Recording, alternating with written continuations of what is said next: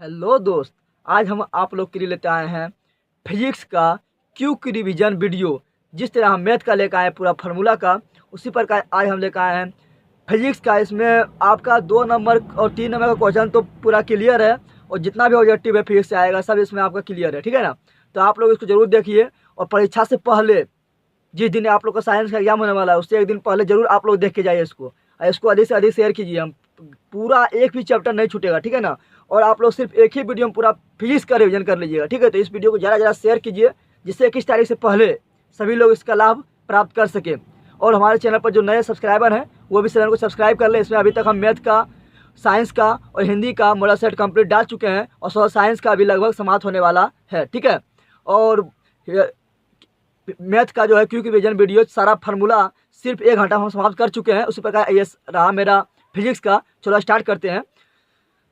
तो पहला मेरा है प्रकाश का परावर्तन वर्सेस प्रकाश का अपवर्तन। दोनों साथ में ले चलेंगे, क्योंकि दोनों साथ में लेके पढ़ने पर मज़ा आता है, ठीक है ना, और तुलना करने पर ज़्यादा होता है। चलो स्टार्ट करते हैं। पहला मेरा प्रकाश का परावर्तन है। तो प्रकाश का परावर्तन क्या है? तो प्रकाश का परावर्तन किसे कहते हैं? प्रकाश का अपारदर्शी, क्योंकि प्रकाश पार नहीं होना चाहिए, क्योंकि परावर्तन पढ़ रहे हैं। प्रकाश को अपारदर्शी चिकनी सतह से टकराकर पुनः उसी माध्यम में लौटने की घटना को प्रकाश का परावर्तन कहते हैं। क्या कहते हैं? प्रकाश का परावर्तन। और अपवर्तन किसे कहते हैं? तो अपवर्तन भी देख लीजिए आप लोग। अपवर्तन कहते हैं जब प्रकाश, इसमें पारदर्शी माध्यम, इसमें पारदर्शी माध्यम होगा कि इसमें प्रकाश पार करना चाहिए। तो जब प्रकाश एक माध्यम से दूसरे माध्यम में प्रवेश करता है तो वह अपने पूर्व पथ से विचलित हो जाता है, यानी वह अपने पूर्व पथ से थोड़ा विचलित हो जाता है, ठीक है ना। प्रकाश के इस घटना को प्रकाश का अपवर्तन कहा जाता है। अब थोड़ा देखते हैं, फिर आते हैं पहले वाला में।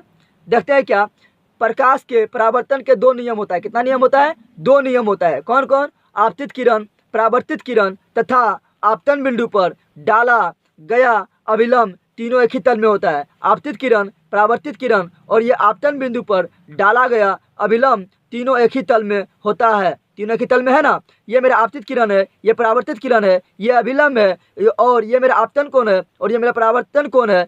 तो क्या होता है? आपतित किरण और अभिलंब के बीच के कोण को आपतन कोण कहते हैं, और परावर्तित किरण और अभिलंब के बीच के कोण को परावर्तन कोण कहते हैं। दूसरा नियम है मेरा कि ये आपतन कोण बराबर होता है परावर्तन कोण। तो ये प्रकाश के परावर्तन काफ़ी इंपॉर्टेंट है आपका, इसमें 2 नंबर भी क्लियर होगा, ठीक है ना। अगला देखते हैं। अगला मेरा है समतल दर्पण के लिए आपतन कोण तथा परावर्तन कोण का मान 0 होता है, क्योंकि समतल दर्पण पर किरण 90 डिग्री पर आपतित होता है, ठीक है ना। और 90 डिग्री पर आपतित होने पर क्या होता है? जब 90 डिग्री पर होगा, ये 90 डिग्री की शर्त है, 90 डिग्री के लिए शर्त है। जब 90 डिग्री पर आपतित होगा उसके लिए शर्त है, ठीक है ना।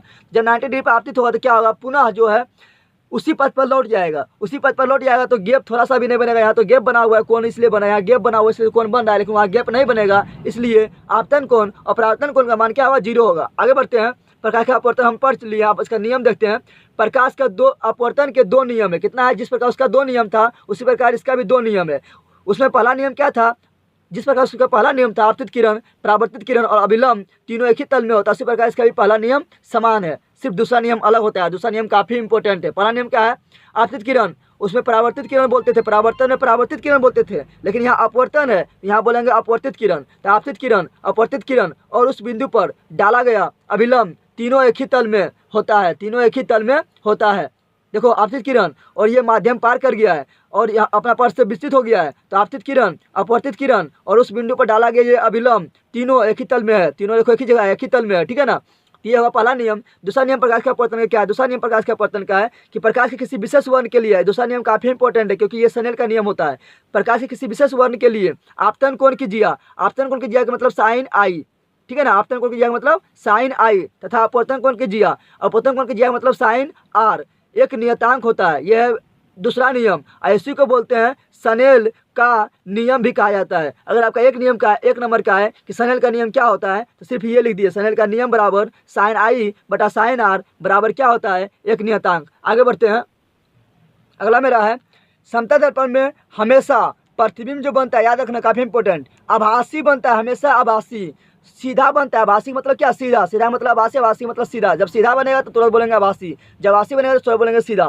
तो आभासी बनता है सीधा बनता है और बराबर, याद रखना बराबर बनता है, बराबर एवं दर्पण के पीछे प्रतिबिंब बनता है। देख लो यहाँ पर, यहाँ वस्तु है, वस्तु से किरण 90 डिग्री पर गया तो पुनः उसी पद पर लौट गया, फिर जितना डिग्री पर गया उतना डिग्री पर लौट गया। तो ये प्रतिबिंब जो लौट रहा है ये लग रहा है इधर से आ रहा है पीछे से, और ये प्रतिबिंब जो यहाँ टकरा के ये इधर लौट रहा है, ये मेरा लग रहा है कि ये इधर से आ रहा है। और हम जानते हैं कि प्रतिबिंब कब बनता है, जब कम से कम दो किरण आपस में मिलता है। तो दो किरण यहाँ पर लगता है, मिलता हुआ प्रतीत हो रहा है, तो यहाँ मिलता हुआ प्रतीत हो रहा है, तो प्रतिबिंब मेरा यहाँ पर बनेगा, और ये मिलता हुआ प्रतीत हो रहा है, ये इसलिए मेरा क्या आभासी प्रतिबिंब है।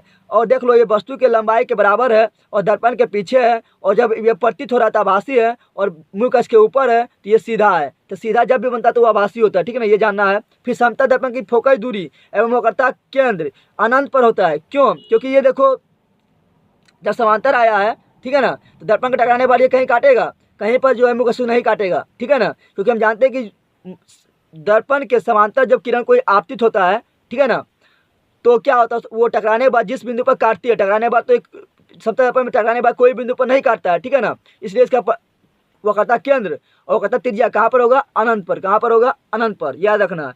और इसका जो आवर्धन क्षमता होता है वो +1 होता है, +1, ये भी काफ़ी इंपॉर्टेंट है। कैसे +1? आवर्धन क्षमता का मतलब होता है कि प्रतिबिंब जो है वस्तु से कितना गुना बड़ा बन रहा है। तो यहाँ पर कितना गुना बड़ा बन रहा है, तो यहाँ पर बराबर बन रहा है, यानी एक ही गुना बड़ा है, ठीक है ना, तो 1 गुना। अलग रहते हैं सभी दर्पण एवं लेंस के लिए, ये सब दर्पण, चाहे दर्पण हो, कोई भी दर्पण हो या कोई भी लेंस हो, सभी के लिए फोकस दूरी और वक्रता केंद्र में संबंध क्या होता है, फोकस दूरी बराबर होता है R/2, फोकस दूरी बराबर होता है वक्रता केंद्र बटा 2, या इसको 2 किधर भेज दो तो होगा 2F बटा बराबर R, ठीक है, याद रखना काफ़ी इंपॉर्टेंट, इससे न्यूमेरिकल बनता है। अगला देखते हैं दर्पण सूत्र। दर्पण सूत्र होता है मेरा 1/F बराबर 1/V प्लस 1/U, और लेंस सूत्र में माइनस हो जाता है, क्या कहता है, माइनस 1/F बराबर 1/V माइनस 1/U। दर्पण सूत्र में यहाँ तो प्लस है, लेकिन दर्पण सूत्र में दर्पण में जो है आवर्धन क्षमता बोलेंगे तो यहाँ प्लस था, तो यहाँ हो जाएगा माइनस, M बराबर -V/U। और परिभाषा से हम जानते हैं क्या, कि प्रतिबिंब की ऊंचाई बटा वस्तु की ऊंचाई को आवर्धन क्षमता कहते हैं। ये परिभाषा से, किससे है, परिभाषा से, ठीक है ना। तो M बराबर मेरा ये भी होता है और ये भी होता है। अब यहाँ ध्यान देना है कि जब लेंस सूत्र में यहाँ माइनस था तो यहाँ पर आवर्धन क्षमता बराबर होगा प्लस में, देखो V/U, कुछ नहीं तो प्लस है, और ये परिभाषा से ये प्राप्त होगा प्रतिबिंब की ऊंचाई बटा वस्तु की ऊंचाई। अब इसको याद करना, थोड़ा ट्रिक बता देते हैं। लेंस अगर बोलते तो लेंस का मतलब लेंस का मतलब लेस बोलो, लेस होता क्या होता है, घटा, लेस मतलब लेस हो गया, यानी घटा हो गया, तो घटा हो गया, इसमें घटा है, ठीक है ना। जब इसमें घटा है तो इसमें क्या होगा, प्लस, क्या होगा, प्लस सूत्र में, दर्पण सूत्र में या लेंस सूत्र में, ठीक है ना, याद रखना। अगला बढ़ते हैं, लेंस की क्षमता का सहायक मात्रक डायोप्टर होता है। क्या होता है, डायोप्टर, काफ़ी इंपॉर्टेंट क्वेश्चन, डायोप्टर होता है। और डायोप्टर किसको बोलते हैं, मीटर इनवर्स को ही बोलते हैं हम डायोप्टर। क्या बोलते हैं, डायोप्टर। तो ये नहीं पूछता, ये पूछा जाता है, ठीक है ना। अब देखते हैं लेंस की क्षमता, देख लेते हैं। लेंस की क्षमता बराबर होता है P बराबर 1/F, P बराबर 1/F, या F बराबर बोलो, F इधर चल जाएगा तो P मेरा ये साइड आएगा तो नीचे हो जाएगा, तो F बराबर होगा 1/P। और जहाँ F यानी फोकस दूरी हमेशा कौन सी होना चाहिए, मीटर में। किस में होना चाहिए, मीटर में। क्यों? क्योंकि यहाँ पर जो डायोप्टर होता है वो मीटर में इनवर्स में होता है, ठीक है ना, इसलिए ये हमेशा मीटर में होना चाहिए, ठीक है। आगे बढ़ते हैं। अब ये काफ़ी इंपॉर्टेंट शॉर्ट में हम बना दिए, देखो दोस्त आप लोग काफ़ी मेहनत की है और शॉर्ट में सारा हम क्लियर कर दिए। यहाँ ध्यान देना आप लोग को, जब वस्तु ये अनंत मेरा है, ये मेरा आपतन दर्पण प्रतिबिंब का बनना, सभी स्थिति हम इसी में ले लिए हैं, ठीक है ना। सभी स्थिति यहाँ मेरा क्या, फोकस दूरी है, फोकस दूरी से दुगना दूरी वक्रता केंद्र है, और वक्रता केंद्र यहाँ पर मेरा अनंत है। ये मेरा 1 number, 2 number, 3 number, 4 number, 5 number, 6 number, ये सभी वस्तु का स्थिति दिखाया गया है, बारी बारी से वस्तु को रखे हैं, ठीक है ना, और बनाया है इसका प्रतिबिंब, ठीक है। अब आप लोग देखिए, जब वस्तु अनंत पर स्थित हो तो प्रतिबिंब कहाँ बनता है, 1 नंबर खोल लो, फोकस पर बनता है। कहाँ बनता है, फोकस पर बनता है। कैसा बनता है, तो छोटा बनता है, देखो छोटा बहुत है, इससे छोटा है ना, बहुत छोटा बनता है। कैसा बनता है, तो उल्टा बनता है, ऊपर तो ये नीचे, उल्टा बनता है। कैसा बनता है, उल्टा बनता है, ठीक है ना। तब जब उल्टा है तो क्या मेरा, वास्तविक। उल्टा का मतलब वास्तविक, याद रखना। उल्टा बन रहा है तो उसको बोलेंगे वास्तविक, और सीधा बन रहा है तो बोलेंगे आभासी, ठीक है ना, ये याद रखना है। तो ये मेरा हुआ, ठीक है ना। अब तो वक्रता केंद्र पर है तो प्रतिबिंब बनेगा जब अनंत पर है तो प्रतिबिंब बनेगा फोकस दूरी पर, और छोटा बन रहा है और वस्तु के और वास्तविक बन रहा है और उल्टा बन रहा है। अब दूसरा नंबर, जब प्रतिबिंब अनंत और वक्रता केंद्र के बीच स्थित हो तो प्रतिबिंब कहाँ बनता है, 2 नंबर खोजो। प्रतिबिंब बनता है फोकस और वक्रता केंद्र के बीच, फोकस और वक्रता केंद्र के बीच में छोटा बन रहा है, देख लो, इससे छोटा है ना, छोटा बनता है। और उल्टा है तो उल्टा बनता है, क्योंकि ये सीधा है, ये उल्टा है, तो उल्टा है तो वास्तविक होगा, ठीक है। अगला पूछते हैं, जब वस्तु वक्रता केंद्र पर ही हो प्रतिबिंब कहाँ बनता है, 3 नंबर खोल लो, यहाँ पर है। देखो धीरे हम इधर आते जा रहे हैं, ठीक है ना। वस्तु धीरे इधर जा रहा है धीरे धीरे, और प्रतिबिंब धीरे धीरे ये साइड आ रहा है। तो प्रतिबिंब मेरा जब वस्तु वक्रता केंद्र पर हो, प्रतिबिंब मेरा वक्रता केंद्र पर ही बनता है और बराबर बनता है। देखो जितना बड़ा ये उतना बड़ा ये, बराबर बनता है और उल्टा है। देख लो उल्टा है ना, ये ऊपर तो ये नीचे, उल्टा है तो उल्टा बनता है। जब उल्टा है तो उसको बोलेंगे वास्तविक। क्या बोलेंगे, वास्तविक। तो वास्तविक बनता है। अगला, जब वस्तु वक्रता केंद्र और फोकस के बीच में स्थित हो, देखो बीच में स्थित है तो प्रतिबिंब कहाँ बनता है, थोड़ा इसको और इधर लेके आओ। तो प्रतिबिंब बनता है मेरा अनंत और वक्रता केंद्र के बीच। प्रतिबिंब कैसा बनता है, तब बराबर तो हो गया, बड़ा होगा, क्या होगा, बड़ा बनता है। कब, जब वक्रता केंद्र और फोकस के बीच स्थित हो, प्रतिबिंब बड़ा बनता है। और कहाँ बनता है, तो अनंत और वक्रता केंद्र के बीच में। और कैसा बनता है, तो उल्टा बनता है। ये मेरा सीधा है तो ये मेरा उल्टा है, और उल्टा है तो ये मेरा वास्तविक है, ठीक है। अगला देखते हैं, जब प्रतिबिंब कहाँ फोकस पर हो, कहाँ पर हो, फोकस पर। तो जब अनंत पर था तो फोकस पर बन रहा था, और जब फोकस पर है तो कहाँ बनेगा, अनंत पर। यहाँ देखो डॉट डॉट दे दिए हैं, देख लो आप लोग, डॉट डॉट दे दिए, क्योंकि अनंत पर बन रहा है तो कितना बड़ा प्रतिबिंब बन रहा है इसका आना मुश्किल है, इससे डॉट डॉट दे दिए, ठीक है ना। तो कैसा बनता है, तो अनंत पर बन रहा है तो सिंपल है, बहुत बड़ा बनेगा। और देखो ये ऊपर है इसलिए सीधा है, ये मेरा क्या ऊपर है इससे सीधा है, यहाँ पर क्या उल्टा, क्या है, और जब उल्टा है तो क्या होगा, वास्तविक। और छठा स्थिति जो काफ़ी इंपॉर्टेंट है, सभी नियम को विरोध कर देता है, सभी नियम को अलग ही इसका नियम है। जो छठा स्थिति, जब वस्तु फोकस और ध्रुव के बीच स्थित हो तो प्रतिबिंब कहाँ बनता है, देख लो प्रतिबिंब, छठा नंबर खोल लो, यहाँ पर है ना। तो प्रतिबिंब बनता है दर्पण के पीछे, और कैसा बनता है, तो बड़ा बनता है। देखो इतना बड़ा वस्तु तो इतना बड़ा बन रहा है, बड़ा बनता है, ठीक है ना। और सीधा बन रहा है, क्या बन रहा है, सीधा। तो सीधा बनता है तो उसको बोलते हैं क्या, आभासी। सीधा बन रहा है यानी आभासी। और तो ये क्या होगा, सीधा बनता है, आभासी बनता है, और दर्पण के पीछे बनता है, ठीक है ना। इतना याद रखना है, कब, जब ध्रुव और फोकस के बीच स्थित होती है। हम शॉर्ट में आपको क्लियर कर दिए हैं। और इसलिए हम दोस्त अवतल दर्पण को, इसलिए हम अवतल दर्पण को ऑलराउंडर दर्पण बोलते हैं, क्योंकि इसमें छोटा प्रतिबिंब बनता है, बराबर प्रतिबिंब बनता है, बड़ा प्रतिबिंब बनता है, उल्टा बनता है, वास्तविक बनता है। सब मेरा ये सब सभी मेरा वास्तविक है। सीधा बनता है और आभासी बनता है, दर्पण के पीछे बनता है, दर्पण के सामने बनता है, यानी ये सभी नियम को फॉलो करता है। इसलिए हम अवतल दर्पण को ऑलराउंडर बोलते हैं। क्या बोलते हैं, ऑलराउंडर दर्पण। और ठीक है, और लेंस में उत्तल लेंस को ऑलराउंडर बोलते हैं। अगला देखते हैं, अगला क्या है मेरा, अवतल दर्पण का फोकस दूरी धनात्मक है। अवतल दर्पण का फोकस दूरी क्या होता है, अवतल दर्पण का फोकस दूरी ऋणात्मक होता है। यहाँ आप लोग कर लीजिए, ऋणात्मक होता है। क्या होता है, ऋणात्मक होता है। क्यों, क्योंकि यहाँ जब वस्तु टकराएगा तो फोकस क्या है, सामने है। जब दर्पण के जब ये साइड होता है, वो ये जो पी है, ध्रुव है, या इसको बोलते हैं हम क्या, मूल बिंदु बोलते हैं। मूल बिंदु से ये साइड होता है फोकस दूरी, तो उसको बोलते हैं ऋणात्मक, और ये साइड होता है तो उसको बोलते हैं धनात्मक। आगे बढ़ते हैं अब आगे।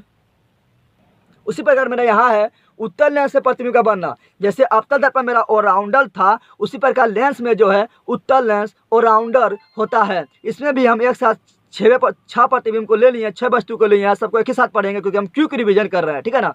देखो ये मेरा क्या होता है, प्रथम फोकस दूरी, उससे दुगना दूरी को द्वितीय फोकस दूरी बोलते हैं। यहाँ पर मेरा अनंत है, यहाँ पर है द्वितीय फोकस दूरी, द्वितीय फोकस दूरी को वास्तविक फोकस दूरी बोलते हैं। और द्वितीय फोकस दूरी से दुगना दूरी को द्वितीय फोकस दूरी 2f2 बोलते हैं। और ये मेरा क्या है, अनंत, ठीक है ना। उसी प्रकार जिस तरह वहाँ अनंत में स्थित था तो फोकस पर बन रहा था, उसी प्रकार यहाँ भी बनेगा, ठीक है। सब जस्ट वही नियम फॉलो करेगा। तो देख लो एक नंबर मेरा पर कहाँ है, देख लो आप लोग, एक नंबर मेरा कहाँ है, अनंत पर। कहाँ है, तो जब वस्तु अनंत पर स्थित है तो एक नंबर खोजो, एक नंबर मेरा कहाँ है, फोकस पर। देखो f2 फोकस पर बनता है। जब वस्तु अनंत में स्थित हो, प्रतिबिंब फोकस पर बनता है। कैसा बनता है, तो उल्टा बनता है। कैसा बनता है तो इससे छोटा बनता है। और जब उस उल्टा है तो क्या होगा, वास्तविक। तो वास्तविक बनता है, उल्टा बनता है, छोटा बनता है, और फोकस पर बनता है। अब 2 नंबर में आओ, ये 2 नंबर में जब वस्तु अनंत और 2f1 के बीच स्थित हो तो प्रतिबिंब कहाँ बनता है, 2 नंबर देखो यहाँ पर है। तो प्रतिबिंब f2 और 2f2 के बीच में बनता है। कैसा बनता है, तो छोटा बनता है, इससे छोटा थोड़ा है। और कैसा बनता है, तो उल्टा बनता है। जब उल्टा है तो वास्तविक है। अगला नंबर 3 नंबर में आओ, जब वस्तु का यहाँ लेते आओ, कहाँ पर, 2f1 पर। जब 2f1 पर स्थित हो तो प्रतिबिंब कहाँ बनेगा, 2f2 पर। देखो 3 नंबर है ना, 2f2 पर बनेगा। कैसा बनेगा, जितना बड़ा वस्तु है उतना बड़ा बनेगा, यानी बराबर बनेगा, ठीक है ना। और कैसा बनेगा, तो ये सीधा है, ये उल्टा है तो उल्टा बनेगा। जब उल्टा है तो वास्तविक है, वास्तविक बनेगा। अब आओ वस्तु के यहाँ लेते आते हैं 4 नंबर में। जब वस्तु 2f1 और f1 के बीच में स्थित हो तो प्रतिबिंब कहाँ बनेगा, देख लो यहाँ बन रहा है। कैसा बन रहा है, पहले कहाँ बन रहा है, तो अनंत और 2f2 के बीच में बन रहा है। कैसा बन रहा है, तो वस्तु से बड़ा बन रहा है, वस्तु इतना बड़ा है तो इससे वस्तु से बड़ा बन रहा है। और कैसा बन रहा है, वस्तु ऊपर है, सीधा है, तो ये उल्टा बन रहा है। जब उल्टा बन रहा है तो क्या है मेरा, वास्तविक। क्या है, वास्तविक। अब यहाँ लेकर आओ आगे फोकस पर। जब वस्तु फोकस पर स्थित हो, प्रतिबिंब कहाँ बनेगा, अनंत पर। देखो अनंत ये है मेरा, अनंत पर बन रहा है, ये अनंत का चिन्ह है, ठीक है ना, अनंत पर बन रहा है। और अनंत पर बन रहा है तो पता नहीं कितना बड़ा बनेगा, कितना बड़ा बनेगा ये पता नहीं है, इसलिए हम इसको डॉट डॉट दे दिए, ठीक है ना। तो बहुत बड़ा बनेगा, कहाँ बनेगा, अनंत पर बनेगा। कैसा बनेगा, कितना बड़ा बनेगा, तो बहुत बड़ा बनेगा। और उल्टा बन रहा है, देखो ये सीधा ऊपर है तो सीधा 5 नंबर, यहाँ पर उल्टा बनेगा। क्या बनेगा, उल्टा बनेगा। और उल्टा है तो वास्तविक है। शायद आप लोग काफ़ी अच्छा समझ गए होंगे एक ही वीडियो में। अब यहाँ थोड़ा देख लेते हैं फोकस दूरी। उत्तल लेंस की फोकस दूरी क्या होता है, तो फोकस दूरी इसका वास्तविक फोकस दूरी f2 होता है, इसलिए उत्तल लेंस का फोकस दूरी क्या होता है, धनात्मक। जब फोकस दूरी धनात्मक तो क्षमता भी धनात्मक, क्योंकि फोकस दूरी पर ही क्षमता होता है, P = 1/f, ठीक है। यहाँ देख लेते हैं मुख्य अक्ष ये है मेरा, ठीक है ना, और ये मेरा मूल बिंदु है। मूल बिंदु से इधर वाला दूरी क्या होता है मेरा, इधर वाला दूरी होता है, सॉरी ये इधर वाला दूरी होता है निगेटिव। क्या होता है, निगेटिव। और मुख्य अक्ष के राइट हैंड साइड वाला दूरी होता है मेरा पॉजिटिव। क्या होता है, पॉजिटिव। यानी आपतित किरण के विपरीत दिशा मेरा विपरीत हो रहा है, उल्टा हो रहा है, इसलिए माइनस। और आपतित किरण की दिशा में क्या होगा, पॉजिटिव। मुख्य अक्ष के ऊपर दूरी मापेंगे तो होगा पॉजिटिव, और मुख्य अक्ष के नीचे दूरी मापेंगे तो होगा मेरा निगेटिव। इतना याद रखना है, ठीक है ना। आगे देखते हैं छठा स्थिति मेरा। छठा स्थिति क्या होता है, छठा स्थिति में जब वस्तु यहाँ रखेंगे हम प्रकाश केंद्र और फोकस के बीच में, तो प्रतिबिंब जो बनेगा ये इधर ही बनेगा, ठीक है ना, वस्तु की ओर बनेगा। वस्तु की ओर कहाँ बनेगा, तो जो है वस्तु के बाद कहीं भी, वस्तु के बाद, वस्तु के पीछे, यहाँ भी बन सकता है, यहाँ भी बन सकता है, यहाँ भी बन सकता है, यहाँ भी बन सकता है, वस्तु के पीछे कहीं भी बन सकता है, ठीक है ना। वस्तु के पीछे बनेगा, कहाँ बनेगा, वस्तु के पीछे। जब वस्तु के पीछे तो बनेगा ही, लेकिन बड़ा बनेगा। क्या बनेगा, बड़ा बनेगा। और ऊपर बन रहा है तो ये मेरा क्या है, सीधा। और सीधा है तो वास्तविक, सीधा है तो आभासी है, सीधा है तो आभासी है। तो जब वस्तु फोकस और प्रकाश केंद्र के बीच स्थित हो, F1 और प्रकाश केंद्र के बीच स्थित हो, तो प्रतिबिंब मेरा वस्तु के पीछे बनता है, वस्तु के पीछे बनता है, आभासी बनता है, आभासी है यानी सीधा बनता है, और वस्तु से बड़ा बनता है। चलो शायद आप लोग काफ़ी अच्छी तरह से समझ गए होंगे। चलो अगला देखते हैं, उत्तल दर्पण में प्रतिबिंब का बनना। अब क्या है, उत्तल दर्पण में प्रतिबिंब का बनना, ठीक है ना। उत्तल दर्पण में देख लेते हैं प्रतिबिंब का बनना। तो उत्तल दर्पण में सिर्फ एक ही प्रतिबिंब बनता है, ठीक है ना। वो क्या बनता है, हमेशा आभासी, हमेशा सीधा, और हमेशा वस्तु के दर्पण के पीछे। तो वही यहाँ पर देखो, यहाँ पर समांतर किरण आया था और टकरा के इधर लौट गया, तो इधर लौट गया, लग रहा है किधर से आ रहा है, तो लग रहा है मेरा पीछे से आ रहा है। ये यहाँ पर आया था जितना डिग्री पर उतना डिग्री पर लौट गया, और ये लग रहा है किरण किधर से आ रहा था, इधर से। और जहाँ पर दो किरण आपस में मिलता है, प्रतिबिंब वहाँ बनता है। प्रतिबिंब मेरा यहाँ बन रहा है, कहाँ बन रहा है, यहाँ पर, ठीक है ना। तो इस प्रकार मेरा प्रतिबिंब कहाँ बनता है, वस्तु से छोटा बनता है, सीधा प्रतिबिंब बन रहा है, ये भी ऊपर तो ये भी ऊपर सीधा बन रहा है, और वस्तु से छोटा बन रहा है, और सीधा बन रहा है, और आभासी बन रहा है, और हमेशा दर्पण के पीछे बनता है। लेकिन एक चीज़ याद रखना, दर्पण के पीछे बनेगा, लेकिन कहाँ बनेगा, तो फोकस ध्रुव और फोकस के हमेशा बीच में बनेगा। हमेशा याद रखना, कब, जब वस्तु दर्पण के सामने रखा हो। लेकिन एक स्थिति इसमें और होता है, जब वस्तु इसमें क्या होगा, फोकस पर रखा रहेगा तो अनंत पर बनेगा, बस यही। लेकिन ये नहीं, उतना इंपॉर्टेंट नहीं है। जब फोकस पर स्थित रहेगा तो अनंत में बनेगा, ये इसमें नियम लागू होता है, लेकिन वो उतना इंपॉर्टेंट नहीं है। बस यही इंपॉर्टेंट रखना है कि जब वस्तु दर्पण के सामने रहेगा तो प्रतिबिंब हमेशा, उत्तल दर्पण में जब वस्तु दर्पण के सामने रहेगा तो प्रतिबिंब हमेशा जो है आभासी बनेगा, सीधा बनेगा, वस्तु से छोटा बनेगा, और दर्पण के पीछे बनेगा, ठीक है। यहाँ देख लेते हैं, आप उत्तल दर्पण देख लिए। अब देखते हैं हम क्या, अवतल लेंस में। अवतल लेंस में भी एक ही प्रकार का प्रतिबिंब बनता है। लेंस की बात कर रहे हैं दोस्त, लेंस का, अवतल लेंस की बात कर रहे हैं। इसमें भी क्या होता है, समांतर किरण आया था तो आधार की ओर मुड़ गया, तो ये लग रहा है कि किरण इधर से आ रहा है। और यहाँ पर जब हम जानते हैं कि जब किरण प्रकाश केंद्र से होकर जाती है तो पुनः बिना मुड़े निकल जाती है, और ये दोनों क्या काट रहे हैं, यहाँ पे काट रही है, ठीक है ना। ये काटता हुआ प्रतीत हो रहा है, ठीक है ना। इसलिए मेरा क्या आभासी प्रतिबिंब है, आभासी है, यानी देखो ऊपर है तो सीधा है, और वस्तु से क्या है मेरा, छोटा है, वस्तु से क्या है, छोटा है, ठीक है ना। तो ये अवतल दर्पण में सिर्फ एक ही स्थिति संभव है, कैसा, तो हमेशा सीधा, आभासी, वस्तु से छोटा, और वस्तु की ओर, वस्तु भी इधर, प्रतिबिंब भी इधर, ठीक है। और हमेशा प्रतिबिंब बनेगा प्रकाश के अंदर फोकस के बीच, प्रकाश के अंदर फोकस के बीच बनेगा, प्रकाश के अंदर फोकस के बीच, इसको F1 दे दो, प्रकाश के अंदर फोकस के बीच बनेगा, ठीक है ना। लेकिन एक स्थिति इसमें भी है कि जब वस्तु फोकस पर स्थित रहेगा तो अनंत में बनेगा, ठीक है। आगे बढ़ते हैं।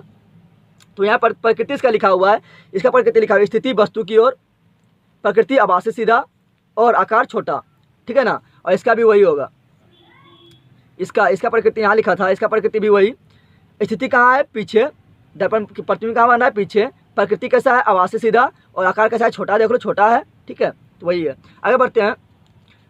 उत्तल दर्पण एवं, नोट में लिखा हुआ है क्या? उत्तल दर्पण एवं अवतल लेंस को अपसारी लेंस कहते हैं। क्यों? क्योंकि उत्तल दर्पण एवं अवतल लेंस दोनों किरणों को फैलाने का काम करता है, इसलिए इसे अपसारी लेंस कहा जाता है। और एवं इसमें प्रतिबिंब हमेशा क्या बनता है? आभासी। आभासी याद रखना, ये दोनों बताएं, उत्तल दर्पण, ये दोनों अभी आप लोग को देखे थे, उत्तल दर्पण और अवतल लेंस। इसमें प्रतिबिंब क्या होता है? हमेशा आभासी बनता है, ठीक है ना, और सीधा बनता है और छोटा बनता है, ठीक है ना। एक चीज़ और यहाँ पर लिख दिए हम, अवतल दर्पण बोले या अवतल लेंस बोले, ये दोनों में सिर्फ एक ही चीज़ समानता है। एक ही चीज़ क्या समानता है? कि फोकस दूरी अवतल दर्पण और अवतल लेंस है, बाकी इस बात सभी चीज़ एक दूसरे का उल्टा है। लेकिन अवतल दर्पण और अवतल लेंस में एक ही चीज़ समानता है, वो है क्या? कि फोकस दूरी दोनों का क्या होता है? निगेटिव। फोकस दूरी दोनों क्या होता है? निगेटिव। और उत्तल दर्पण और उत्तल लेंस में दोनों में एक ही चीज़ समानता है, बाकी सब उल्टा काम करता है। एक ही चीज़ समानता क्या है? कि दोनों का जब फोकस दूरी क्या होता है? पॉजिटिव। क्या होता है? पॉजिटिव। अब देखते हैं अगला, अवतल दर्पण का उपयोग। अवतल दर्पण का उपयोग कहाँ है? तो अवतल दर्पण का उपयोग होता है दाढ़ी बनाने में, डॉक्टर द्वारा कान, नाक, गला, दांत की जांच में, सोलर भट्टी में भी किया जाता है, सोलर कुकर में भी अवतल दर्पण का यूज किया जाता है, और गाड़ी के हेडलाइट एवं सर्च लाइट में भी अवतल दर्पण का यूज किया जाता है। आगे बढ़ते हैं। आगे मेरा है उत्तल दर्पण का उपयोग। उत्तल दर्पण का उपयोग कहाँ पर है? तो उत्तल दर्पण का उपयोग होता है साइड मिरर के रूप में पीछे का वस्तु देखने के लिए, और एक काफ़ी इंपॉर्टेंट सरल सूक्ष्मदर्शी में भी यहाँ पर सरल सूक्ष्मदर्शी में उत्तल लेंस का होगा। क्या होगा? दर्पण का नहीं, लेंस का, उत्तल लेंस का।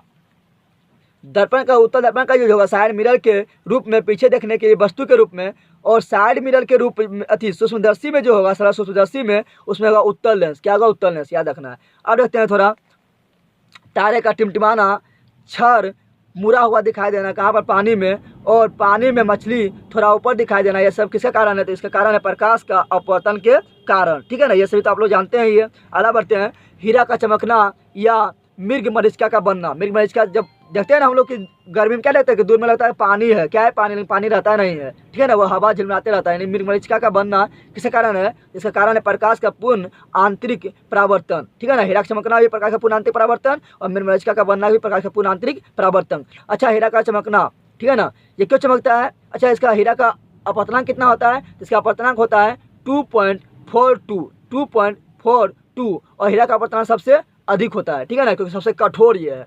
अगर देखते हैं अपवर्तनांक का सूत्र। अपवर्तनांक का सूत्र क्या होता है? अपवर्तनांक बराबर होता है कि निर्वात में प्रकाश की चाल, यानी निर्वात में प्रकाश की चाल है कितना? 3 × 10⁸ मीटर पर सेकेंड, वो लिख दो। और उस माध्यम में प्रकाश की चाल, जिस माध्यम को निकालना है, जैसे पानी का निकालना है, पानी में कितना होता है? 2.25 लाख किलोमीटर पर सेकेंड, तो वो लिख दो। या कांच का निकालना है, तो कांच में कितना होता है? 2 लाख किलोमीटर पर सेकेंड, वो लिख दो, और भाग दे देंगे तो आ जाएगा उसका अपवर्तनांक। आगे देखते हैं आपेक्षिक अपवर्तनांक। आपेक्षिक अपवर्तनांक मतलब क्या होता है? आपेक्षिक अपवर्तनांक मतलब होता है दो माध्यम के निरपेक्ष अपवर्तनांक के अनुपात, ठीक है, जैसे पानी का अपवर्तनांक बटा कांच का अपवर्तनांक, तो ये होगा आपेक्षिक अपवर्तनांक। तो दो माध्यम के निरपेक्ष अपवर्तनांक के अनुपात को आपेक्षिक अपवर्तनांक कहा जाता है।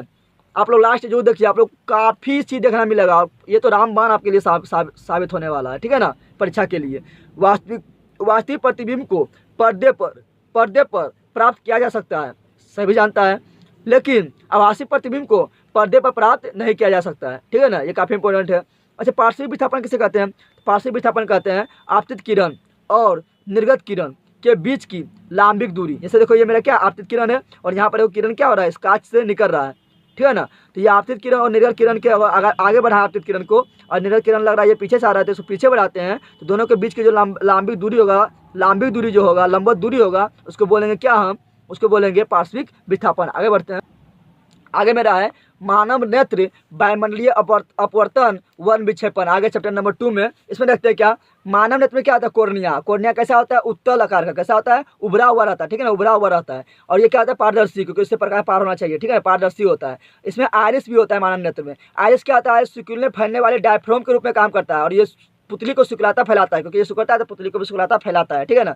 डायफ्राम के रूप में काम करता है, जिस प्रकार कैमरा में डायफ्राम के रूप में काम करता है शटर, उसी प्रकार ये काम करता है, ठीक है ना। अगला देखते हैं, यह आँख के लेंस से होकर जाने वाली प्रकाश के परिणाम को नियंत्रित करता है। क्यों करता है नियंत्रित? क्योंकि ये सिकुड़ने फैलने काम कराता है, इसलिए नियंत्रित करता है, प्रकाश को जाने वाले प्रकाश को नियंत्रित करता है। अगला देखते हैं, पछमावी पेशिया भी जो आँख में पाया जाता है या सीरियली पेशिया भी उसको बोलते हैं, इसका क्या काम है? तो यह लेंस को लटकाने में सहायता प्रदान करता है। ये लेंस को एक स्थान पर स्थित रख कर लटकाने में सहायता प्रदान करता है, ठीक है ना। अगला देखते हैं पुतली। पुतली क्या होता है? पुतली आयरिस या परितारिका, आयरिस या परितारिका दोनों एक ही नाम है, दोनों का एक ही सिर्फ नाम अलग अलग है लेकिन एक ही चीज़ है, ठीक है ना। तो पुतली क्या है? आयरिस और परितारिका के बीच के जो छिद्र होता है, आप लोग आँख में देखते हैं तो एक ठो काला के बीच में भी एक ठो पूरा ज़्यादा ब्लैक रहता है, ठीक है ना, गहरा ब्लैक रहता है, थोड़ा सा छिद्र जैसा नहीं रहता है, उसको बोलते हैं पुतली। क्या बोलते हैं? पुतली। से प्रकाश है हमारे आंखों में प्रवेश करता है, ठीक है ना, और रेटिना पर लेंस होते हुए रेटिना पर जाता है, ठीक है। आगे देखते हैं लेटिना। लेटिना पर क्या होता है? आँख में लेटिना पाया जाता है। इसमें क्या होता है? वास्तविक प्रतिबिंब बनता है। लेटिना पर हमेशा वास्तविक बनता है, उल्टा बनता है और छोटा प्रतिबिंब बनता है। ये काफ़ी इंपॉर्टेंट है। जलीय द्रव किसे कहते हैं? तो कोर्निया और नेत्र लेंस के बीच, कोर्निया और नेत्र लेंस की बात कर रहे हैं, उसके बीच जो द्रव रहता है उसको बोलते हैं जलवीय द्रव, और काचा द्रव किसको बोलते हैं? काचाभ द्रव बोलते हैं। लेटिना और नेत्र लेंस के बीच जो द्रव पाया जाता है उसको बोलते हैं हम काचाभ द्रव। अच्छा, समंजन क्षमता आते हैं। समंजन क्षमता मेरा क्या है? तो यहाँ पर लिख दिया, उसकी परिभाषा नहीं कि समंजन क्षमता क्या है। चाहे नज़दीक का वस्तु हो चाहे दूर का वस्तु हो, हम उसे साफ साफ स्पष्ट देख लेते हैं। ये क्यों होता है? ये होता है क्या हमारे आँख का जो है फोकस दूरी बदल कर देखता है, और ये किसके सहायता से होता है? इस तरफ फोकस दूरी किसके सहायता से बदलता है? तो सीरियली मांसपेशियाँ उस पर दबाव बनाता है, ठीक है। सीरियली मांसपेशियाँ के तनाव के घटने बढ़ने से हमारा फोकस दूरी जो है क्या होता है? बदलता है, जिसके कारण हम चाहे नज़दीक की वस्तु हो या दूर का वस्तु हो अच्छी तरह से स्पष्ट देख सकते हैं। इसी को बोलते हैं समंजन क्षमता। दृष्टिपरास क्या है? दृष्टिपरास मेरा है दूरबिंदु। दूरबिंदु मेरा क्या है? आँख के लिए अनंत है, और निकट बिंदु हमारा आँख के लिए क्या है? 25 सेंटीमीटर है। ये दोनों के बीच के जो दूरी होता है उसी को बोलते हैं दृष्टिपरास। अब काफ़ी इंपॉर्टेंट आ रहा है, काफ़ी इंपॉर्टेंट देख लीजिए, ये है मेरा दृष्टि दोष जो काफ़ी इंपॉर्टेंट है, इसको आप लोग ध्यान से देखिएगा। दृष्टि दोष, ठीक है ना। इससे दृष्टि दोष कितना होता है? 3 होता है, निकट दृष्टि दोष, दूर दृष्टि दोष और जरा दृष्टि दोष। एक हम लिख दिए और बिंदुकता, इसको पढ़ना है, ठीक है ना। इसको भी, इसके बारे में थोड़ा जान लीजिए। निकट दृष्टि दोष का उपचार बताए थे। 3 अक्षर वाला है तो 4 अक्षर वाला से उसका उपचार होगा। 4 अक्षर वाला क्या है? अवतल लेंस। क्या है? 4 अक्षर किस लेंस में आता है? तो अवतल, ओ तो लो 4 आता है, इसका उपचार होगा अवतल लेंस से, तो इसका उपचार अवतल लेंस से। ये 2 अक्षर वाला है, दूर, 2 अक्षर है ना, तो इसका उपचार होगा 3 अक्षर वाला लेंस से। 3 अक्षर किस लेंस में आता है? तो ऊ तो लो, उत्तल में, तो इसका उपचार होगा उत्तल लेंस से, ठीक है ना।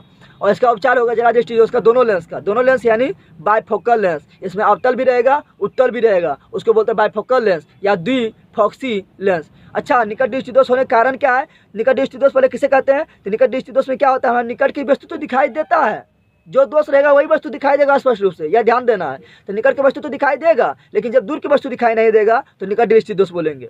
और दूर दृष्टि दोष में क्या होगा? दूर दृष्टि दोष में दूर की वस्तु तो दिखाई देगा लेकिन निकट की वस्तु दिखाई नहीं देगा, उसको बोलेंगे दूर दृष्टि दोष। और जरा दृष्टि दोष में क्या होगा? जरा दृष्टि दोष में नहीं तो निकट की वस्तु और नहीं तो दूर की वस्तु स्पष्ट रूप से हमें दिखाई देता है। अच्छा, निकट दृष्टि दोष में क्या होता है? इसके निकट दृष्टि दोष क्यों बोलते हैं? क्योंकि इसमें जो है जो हमारे आँख में प्रकाश प्रवेश करता है वो रेटिना के पहले ही सामने ही क्या होता है? कट जाता है, ठीक है, सामने ही मिल जाता है। तो वही यहाँ पर है, यानी इसमें क्या होता है? इसमें नेत्र गोलक का लंबा हो जाना। निकट दृष्टि दोष में जब नेत्र गोलक लंबा हो जाता है तो जो प्रकाश है रेटिना पर नहीं मिल पाता, उससे पहले ही मिल जाता है, ठीक है ना। तो इसमें निकट दृष्टि दोष का कारण क्या है? कि इसमें नेत्र गोलक लंबा हो जाता है। और क्या होता है? नेत्र लेंस मोटा हो जाता है। मोटा हो जाने के कारण क्या होता है? क्षमता बढ़ जाता है लेंस का, क्षमता बढ़ जाता है तो क्या होता है? वो किरण को अधिक मोड़ता है, और जब किरण को अधिक मोड़ेगा तो पहले ही किरण कट जाएगा, रेटिना पर पहुंच नहीं पाएगा, ठीक है ना। इसलिए क्या होगा? निकट दृष्टि दोष उत्पन्न हो जाएगा, ठीक है ना। अगला क्या है? यहाँ पर जिसकी नेत्र लेंस मोटा हो जाता है, जिससे क्या होता है, जिससे फोकस दूरी कम हो जाता है। फोकस दूरी कम हो जाता है क्योंकि किरण पहले ही मुड़ता है, तो इसलिए फोकस दूरी उसका क्या होता है, कम हो जाता है। ठीक है ना। अच्छा, दूरदृष्टि दोष के कारण क्या है, दूरदृष्टि दोष में क्या होता है, इसमें जो प्रकाश जो करता है एक दूसरे को काटता है, रेटिना के पार जाकर काटता है, पार जाकर, इसलिए हम दूर की वस्तु स्पष्ट रूप से दिखाई नहीं देता है। ठीक है ना। इन्हें पार क्यों चला गया, यानी नेत्र गोला जो छोटा हो गया, छोटा हो जाएगा तो ना कोई पार चला जाएगा, तो नेत्र गोला का इसमें क्या जाता है, छोटा हो जाता है, क्या जाता है, छोटा। और क्या होता है इसमें, नेत्र गोला छोटा हो जाता है और नेत्र लेंस पतला हो जाता है। जब नेत्र लेंस पतला होगा तो सिंपल सी बात है, उसका क्षमता घट जाएगा। जब क्षमता घटेगा तो किरण को मोड़ नहीं पाएगा, जब किरण को मोड़ नहीं पाएगा तो किरण अत्यधिक दूर पर जा कटेगा, और जब किरण अत्यधिक दूर पर जाके जब कटेगा तो वो क्या होगा, रेटिना पार कर जाएगा।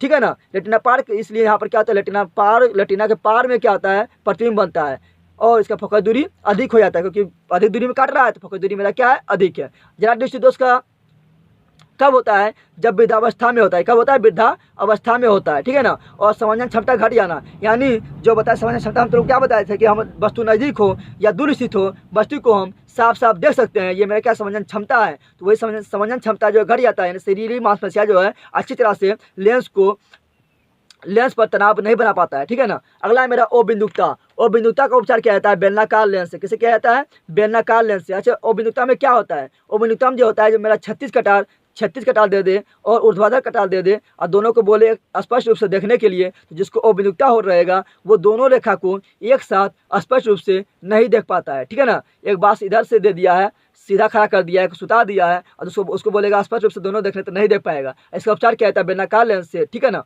आगे बढ़ते हैं। अगला मेरा है वायुमंडलीय अपवर्तन बोलो या प्रकाश का अपवर्तन बोलो। ठीक है ना।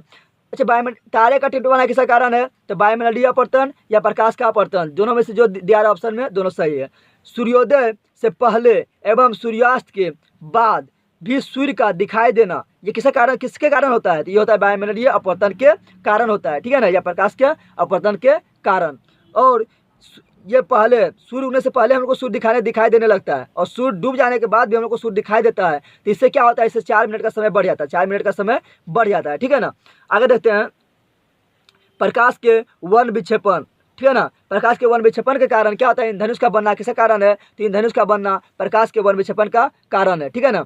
और अब देखते हैं यहाँ पर मेरा रंग होता है 7, ब जो होता है मेरा रंग जिसको हम देख सकते हैं, वो रंग होता है बैजानीहपीनाला। इंग्लिश में बोलो VIBGYOR, VBGOR। चलो देखते हैं आप, बैगनी। देखो क्या है यहाँ पर, यहाँ तीर मार दिए, हम इधर जा रहे हैं तीर से। ठीक है ना।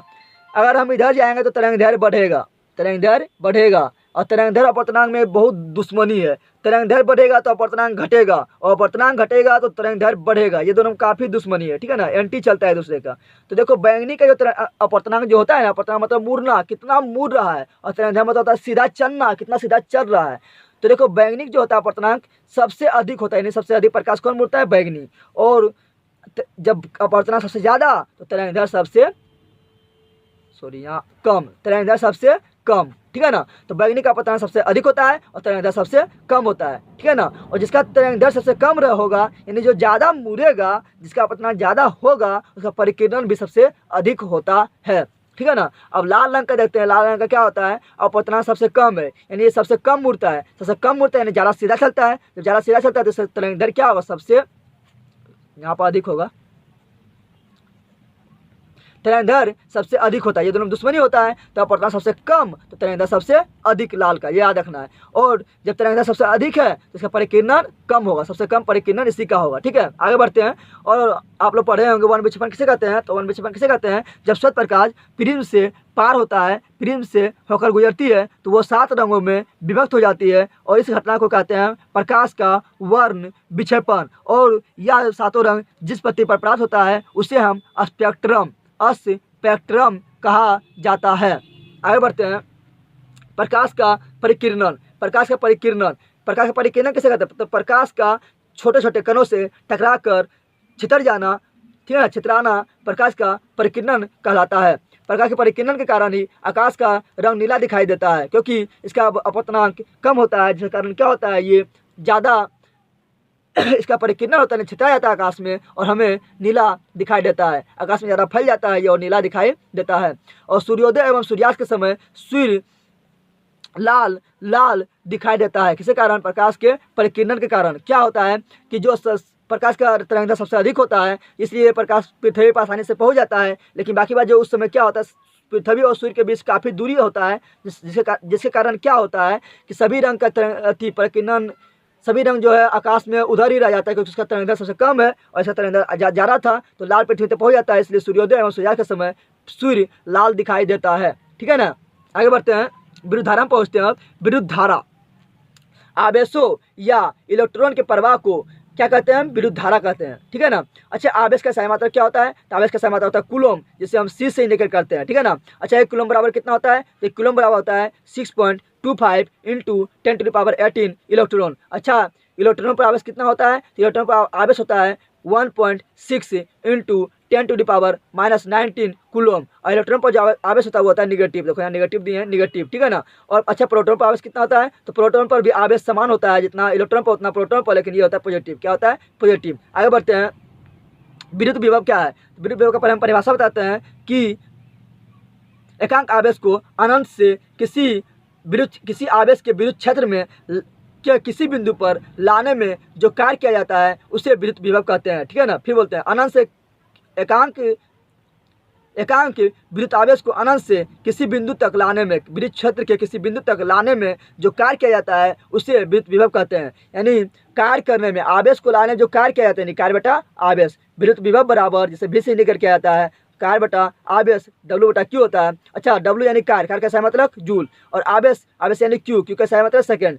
यानी विद्युत विभव का सही मात्रक हो गया जूल बटा सेकंड, जूल बटा सेकंड। और जूल बटा सेकंड को ही बोलते हैं क्या? हम वोल्ट। क्या बोलते हैं? वोल्ट। इस प्रकार विद्युत विभव का सही मात्रक क्या हो गया? वोल्ट। और विद्युत विभव एवं विभवांतर का सही मात्रक क्या होता है? वोल्ट होता है। क्या होता है? वोल्ट। और वोल्ट ये नाम क्यों रखा गया? क्योंकि इसका खोज किया था अलेसांड्रो वोल्टा नामक वैज्ञानिक ने, इसलिए उसके सम्मान में इसे जूल बटा पर सेकेंड को वोल्ट कहा जाता है। आगे बढ़ है ओम के नियम। तो ओम के नियम आप लोग सभी जानते हैं कि क्या होता है। ओम के नियम निश्चित ताप पर होता है। ठीक है ना। तो वही यहाँ लिखा हुआ है, यदि किसी चालक ताप में परिवर्तन न हो, यानी ताप क्या हो? निश्चित हो, तो उसमें प्रवाहित विद्युत धारा यानी I उसके सिरों के बीच उत्पन्न विभवांतर यानी V के समानुपाती होता है। यानी जो विभवांतर है वो समानुपाती होता है I के, यानी विभवांतर ज़्यादा तो धारा ज़्यादा और विभवांतर कम तो धारा कम। अब जब जैसे समानुपाती हटता है तो हम लोग जानते हैं कि एक नियतांक आता है। तो यहाँ जो नियतांक आएगा वो आएगा R। अब इसको सजा के लिखते हैं तो R को पीछे लिखते हैं और I के पहले, तो V बराबर क्या हुआ मेरा? IR। अब परीक्षा में आपको किसी तरह भी पूछ सकता है कि बताओ इनमें से कौन सही है। आपको V बराबर IR दे देगा, या I बराबर जो है I को इधर ही रखेगा, R को इधर भेजेगा तो हो जाएगा V/R। तो I बराबर V/R, या R को इधर ही रखेगा, I को इधर भेज देगा तो R बराबर क्या हो जाएगा? V/I। तो ये सभी मेरा सही है। क्या है? सही। यहाँ पर R मेरा क्या है? तो R मेरा क्या है? जहाँ R एक नियतांक है जिसे हम प्रतिरोध कहते हैं, जिसे प्रतिरोध कहा जाता है। आगे बढ़ते हैं, प्रतिरोध का सही मात्रक क्या होता है? प्रतिरोध का सही मात्रक ओम होता है। क्या होता है? ओम। ओम का संकेत इस तरह होता है। और प्रतिरोधकता का सही मात्रक क्या होता है? प्रतिरोधकता का सही मात्रक ओम मीटर होता है। अब काफ़ी इंपॉर्टेंट पॉइंट, ठीक है ना। प्रतिरोध किन किन बातों पर डिपेंड होता है? प्रतिरोध निम्न बातों पर निर्भर करता है। किसकी बातों पर निर्भर करता है? तार की लंबाई पर। अर्थात तार की लंबाई जब बढ़ेगी तो प्रतिरोध बढ़ेगी, और तार की लंबाई घटेगी तो प्रतिरोध घटेगी। समानुपाती मतलब यही होता है कि एक बढ़ता है दूसरा भी बढ़ेगा, एक घटेगा दूसरा भी घटेगा। तार की मोटाई पर, अर्थात तार की मोटाई जो है, मोटाई ए मतलब छतफल यानी मोटाई, ठीक है ना। मोटाई बढ़ेगा तार का तो प्रतिरोध घटेगा, मोटाई बढ़ेगा तो प्रतिरोध घटेगा। देखो यहाँ उल्टा है ना, बटा में यानी उल्टा है। तो मोटाई बढ़ेगा तो प्रतिरोध घटेगा, और मोटाई घटेगा तो प्रतिरोध बढ़ेगा। ठीक है।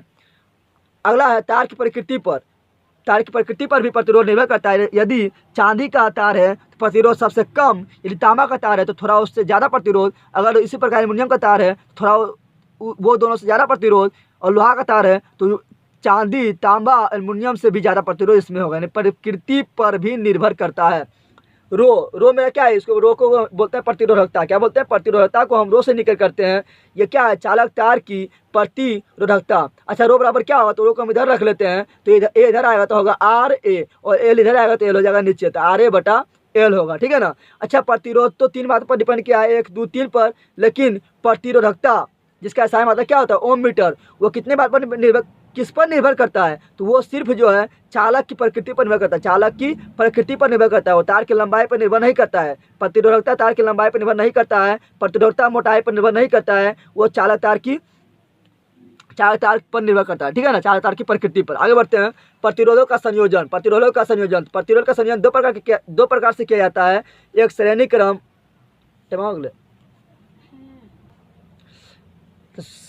संयोजन जो है दो प्रकार का होता है। पहला है श्रेणी क्रम, दूसरा है समांतर क्रम। श्रेणी क्रम में क्या होता है, इसमें सीरीज में जुटता है, एक के बाद एक जुटते चल जाएगा। और समांतर क्रम में एक दूसरे के पैरेलल समांतर क्रम में जुटता है।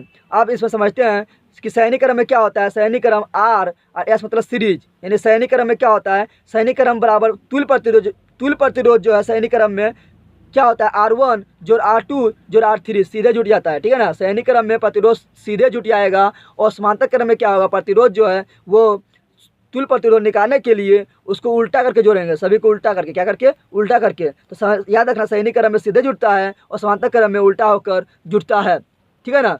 तो इसमें श्रेणी क्रम में होगा RS बराबर R1 जोड़ R2 जोड़ R3 और समांतर क्रम में होता है 1/RP बराबर 1/R1 plus 1/R2 plus 1/R3, ठीक है ना।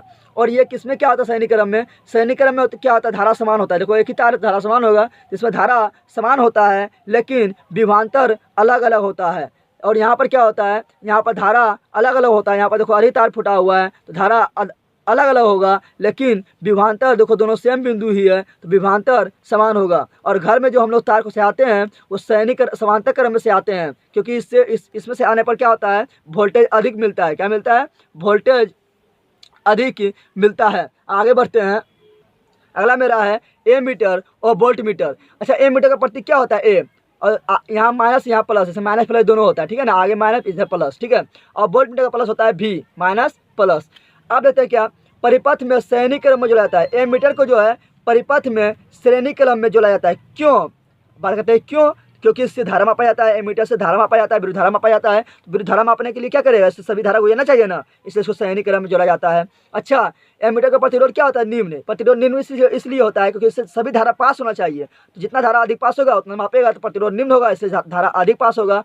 तो एमीटर का प्रतिरोध निम्न होता है। और जो एमीटर से विद्युत धारा मापा जाता है, और विद्युत धारा जो मापते हैं वो किससे मापते हैं, तो एम्पियर में। तो वो जो स्केल होता है वो होता है एम्पियर। उसी प्रकार जो वोल्ट मीटर का संकेत है ये है। और वोल्ट मीटर को परिपथ में समांतर क्रम में जोड़ा जाता है। और वोल्ट मीटर का प्रतिरोध क्या होता है, उच्च होता है। जिससे क्या है, उच्च होने के कारण क्या होगा कि दो बिंदु के बीच जो है प्रतिरोध विभवांतर मापने में सुविधा होगा, इसलिए इसका क्या होता है, प्रतिरोध उच्च होता है। और इसको वोल्ट मीटर से क्या मापते हैं, वोल्ट मीटर से विभवांतर या विद्युत विभव या विद्युत वाहक बल को मापते हैं। और किसे मापते हैं, तो वो मापते हैं वोल्ट में। किसे मापते हैं, तो इसका स्केल हो गया वोल्ट। आगे बढ़ते हैं। विद्युत धारा से उत्पन्न उष्मा। तो विद्युत धारा से उत्पन्न उष्मा बराबर 4 सूत्र होता है, जिसको उष्मा को बोलते हैं एच मतलब हीट। एच बराबर मेरा पहला सूत्र होता है एच बराबर I² RT। आई मेरा क्या है, धारा, आर क्या है, प्रतिरोध, और टी क्या है, टाइम, एच क्या है, उष्मा। एच बराबर एक सूत्र और होता है VIT। एच बराबर और सूत्र होता है, एच बराबर होता है मेरा V² बटा R इंटू 2। और एच बराबर एक सूत्र और होता है, एच बराबर विद्युत शक्ति गुना टाइम। यानी जैसे शक्ति में टाइम से गुना कर देंगे तो वो बन जाएगा मेरा उष्मा ऊर्जा, ठीक है ना। अब देखते हैं यहाँ पर उष्मा का SI मात्रक क्या होता है। आपको परीक्षा में पूछता है कि 4 ऑप्शन दे देगा, बोलेगा इनमें से कौन सा सूत्र गलत है, तो आप लोग को कम से कम 3 को याद रहेगा तो ना बताइएगा कौन गलत है, ठीक है ना। आगे बढ़ते हैं। उष्मा का SI मात्रक जूल होता है। क्या होता है, जूल। SI मात्रक जूल होता है। लेकिन जब बात करें सीजीएच मात्रक का, तो सीजीएच मात्रक क्या होता है, किलोली होता है। और 1 किलोली बराबर कितना होता है, 1 किलोली बराबर होता है 4.186 जूल, जिसको हम बोलते हैं लगभग 4.2 जूल। अगर हम इससे टाइम को हटा देंगे, हर जगह से टाइम को टी हटा देंगे हर जगह से, तो ये मेरा शक्ति का सूत्र बन जाएगा, शक्ति का यानी विद्युत शक्ति का सूत्र बन जाएगा, ठीक है ना। आगे देखते हैं। आगे मेरा है जूल के नियम। तो जूल के 3 उष्मीय नियम होता है। पहला उष्मीय नियम क्या होता है, आपको अभी सूत्र बताए थे हम, क्या, H बराबर I² RT। इसी से तीनों सूत्र मिला है। क्या, देखो, जब R भी और T जब R एवं T दोनों साइलेंट हो जाएगा यानी नियत हो जाएगा, तो जो शक्ति है, सॉरी जो उष्मा है वो क्या होगा, देखो यहाँ पर आई स्क्वायर बचेगा, तो जो उष्मा है वो सीधा क्या होगा, विद्युत धारा के वर्ग के, स्क्वायर मतलब वर्ग के समानुपाती होगा। पहला नियम ये है। दूसरा नियम में क्या है, आई एवं टी नियत है, दो दो को नियत करते जाना है, नियम बनते चला जाएगा। अब ये क्या किए हम, आई को और टी को नियत कर दिए, तो बचा मेरा क्या, आर, क्या बचा, आर, तो एच समानुपाती हो जाएगा आर, यानी प्रतिरोध बढ़ेगा तो उष्मा बढ़ेगा, और प्रतिरोध घटेगा तो उष्मा घटेगा। दूसरा नियम मेरा जूल का दूसरा नियम ये है। तीसरा नियम क्या है, तीसरा नियम में क्या किए हम, आई और आर को नियत कर दिए। अबरी क्या किए, आई को नियत कर दिए और आर को नियत कर दिए, तो बचा मेरा क्या, टी, तो एच समानुपाती हो गया टी, एच समानुपाती हो गया टी। तो जब आई यानी विद्युत धारा और प्रतिरोध आर नियत होता है, तो जो उष्मा उस चालक में उत्पन्न उष्मा होता है वो टाइम के समानुपाती होता है। ये था जूल के 3 ऊष्मीय नियम। आगे बढ़ते हैं, विद्युत शक्ति।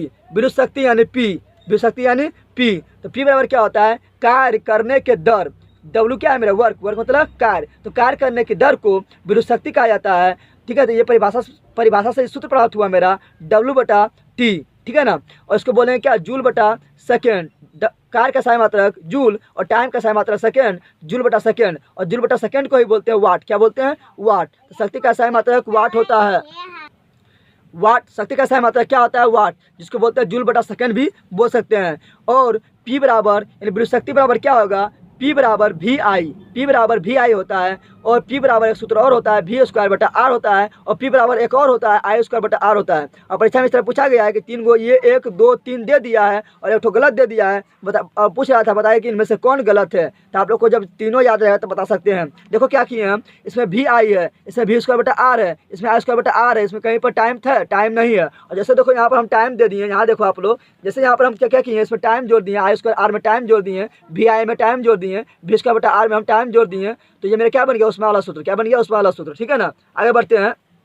आगे मेरा है कि 1 किलोवाट, 1 किलोवाट का मतलब क्या होता है, 1000 वाट, 1000 वाट। और ये किसका मात्रक है, तो ये भी मेरा शक्ति का मात्रक है, क्योंकि लास्ट में क्या है, वाट, क्या है लास्ट में, वाट। तो वाट किसका सही मात्रक होता है, शक्ति का। अच्छा 1 HP बराबर कितना होता है, तो 1 HP बराबर होता है 746 वाट, इसमें भी वाट लगा हुआ है। तो सिंपल सी बात है कि ये भी मेरा क्या है, विद्युत शक्ति का SI मात्रक, उसको बोलते हैं 1 हॉर्स पावर, एक अश्व शक्ति। लेकिन जब वाट के बाद लग जाएगा समय, वाट के बाद लग जाएगा समय, तो वो हो जाएगा मेरा विद्युत ऊर्जा, ऊर्जा, ऊर्जा का सूत्र हो जाएगा। ठीक है ना, ऊर्जा का SI मात्रक हो जाएगा। जैसे देखो यहाँ लिख दिए हैं, विद्युत ऊर्जा का SI मात्रक वाट के साथ लग गया घंटा, यानी टाइम आ गया ना, जैसे टाइम आ जाएगा तो मेरा ये शक्ति का SI मात्रक नहीं होगा, ये होगा विद्युत ऊर्जा का SI मात्रक। यहाँ भी देखो किलो वाट भी है, लेकिन आ गया घंटा, तो ये मेरा क्या होगा, शक्ति का SI मात्रक नहीं होगा, ये होगा मेरा विद्युत ऊर्जा का SI मात्रक। और जैसे ही टाइम को हटा देंगे तो फिर मेरा हो जाएगा शक्ति का SI मात्रक। ठीक है ना। अच्छा 1 किलोवाट को हम 1 यूनिट भी बोलते हैं, और 1 यूनिट को हम 1 वोट भी बोलते हैं, जिसको बोलते हैं बोर्ड ऑफ ट्रेड, जो मापते हैं हम लोग घर में। और 1 किलोवाट घंटा बराबर क्या होता है, 1 किलोवाट घंटा बराबर होता है 3.6 × 10⁶ जूल। काफ़ी इंपॉर्टेंट, याद रखना है। ठीक है ना, आगे बढ़ते हैं। अगला मेरा है विद्युत धारा के उसमें प्रभाव पर आधारित उपकरण। पूछा जाता है कि बताओ कि इनमें से कौन विद्युत धारा के उसमें प्रभाव पर उपकरण आधारित नहीं है। ठीक है ना, तो इस तरह क्वेश्चन पूछा जाता है। तो देखो जो मेरा और विद्युत धारा का उसमें प्रभाव उसमें क्यों उत्पन्न होता है, उसके लिए कौन उत्तरदायी है, तो उसके लिए जो उत्तरदायी होता है वो होता है प्रतिरोध। जिसका प्रतिरोध जितना अधिक रहेगा उसमें उष्मा जो है उतना अधिक उत्पन्न होगा, यानी वो उतना ज़्यादा गर्म होगा। ठीक है ना। देखते हैं हीटर जो मेरा है ये विद्युत धारा का उसमें प्रभाव पर आधारित है, क्योंकि इसमें क्या होता है, हीटर तो ताप पर चलता है, तो ये उसमें प्रभाव पर हो गया। आयरन जो है, आयरन जो करने वाला जो कपड़ा को हम इस्त्री करते हैं, तो वो मेरा क्या है, इसी पर आधारित है। रूम हीटर उसमें प्रभाव पर आधारित है। टोस्टर जो है, टोस्टर जिसको टेस्टर बोलते हैं, वो भी मेरा क्या है, उसमें प्रभाव पर आधारित है। सोल्डिंग रोड जो होता है वो भी मेरा उसमें प्रभाव पर आधारित है। और विद्युत बल्ब जो है, विद्युत बल्ब जलता है, जो टंगस्टन जो लगा होता है उसमें, जो उसका फिलामेंट जो होता है टंगस्टन, वो भी क्या है मेरा उसमें प्रभाव पर काम करता है। और फ्यूज भी मेरा क्या होता है, उसमें प्रभाव पर काम करता है, क्योंकि वोल्टेज बढ़ने से उष्मा बढ़ने पर क्या होता है, फ्यूज गल जाता है। ठीक है ना।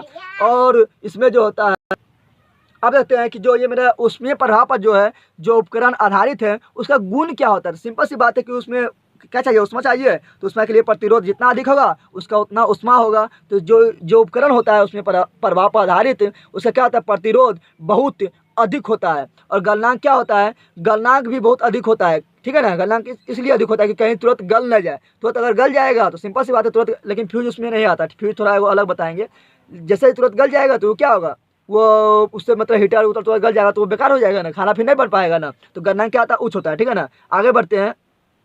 हीटर का जो कुंडली होता है उसमें क्या होता है, उसमें नाइक्रोम की तार लगा होता है। क्या लगा होता है, जो कुंडली होता है इस पर जो होता है उसमें नाइक्रोम की तार लगा रहता है। और विद्युत बल्ब का जो फिलामेंट होता है वो टंगस्टन का बना होता है। किसका बना होता है, टंगस्टन का। और विद्युत बल्ब में जो भरा जाने वाला गैस होता है वो होता है अक्रिय गैस। क्या होता है, अगर अक्रिय गैस ऑप्शन में रहे और ये दोनों नहीं रहे तो अक्रिय गैस मारना है। अगर आर्गन रहे और नाइट्रोजन नहीं रहे तो आर्गन गैस मारना है, ठीक है ना। अक्रिय गैस में जो सबसे अधिक भरा जाता है वो है मेरा आर्गन गैस। अक्रिय गैस में कौन सा गैस भरा जाता है, तो वो मेरा आर्गन गैस। और कभी नाइट्रोजन भी कभी कभी भरा जाता है। आगे बढ़ते हैं। आगे मेरा है सुरक्षा फ्यूज, जो काफ़ी इंपॉर्टेंट है।